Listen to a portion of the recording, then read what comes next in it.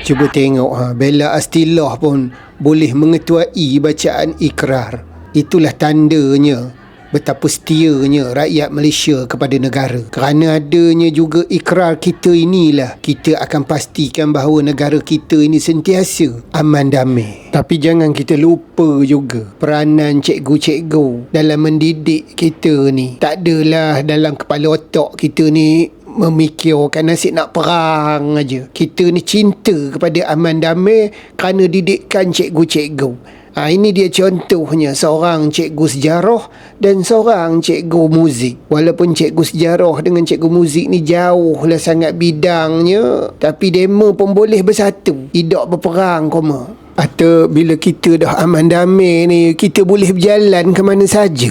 Sampai bulan puasa ni pun boleh, selain daripada kita nak berbuka di rumah, boleh juga kita keluar berbuka di luar.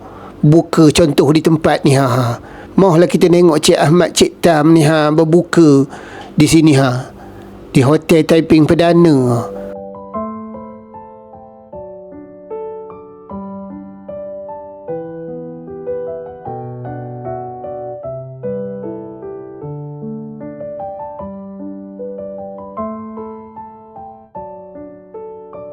Masuk ke dalam wela ramai orang.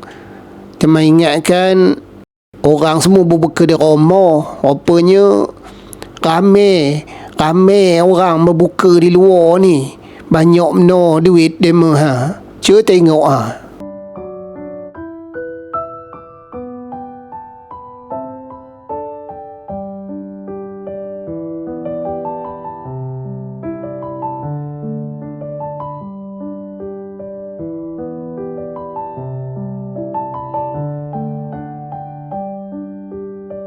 Itulah kamu teman dah tak tahu dah nak berbuka di mana. Tu nyudahnya teman datang jugalah ke sini. Nak buat macam mana?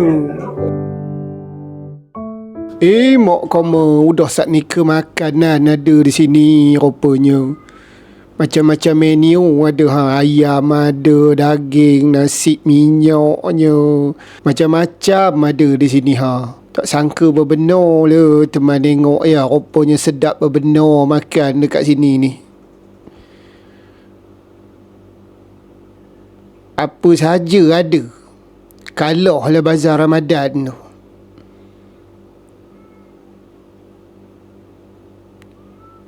Cuba tengok pasembur pun ada. Sedap-sedap je belaka susun dek demo. Bergedil lah ada. Mak tak tahulah teman nak ngabarnya. Kuih-muih, pemanis-pemanis, usah cerita lah. Berlambak-lambak ada di sini.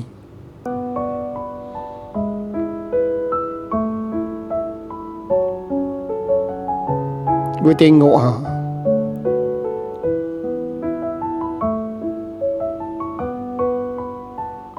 macam-macam kek ada, koi ada, segala sak nika lah, laksa ada.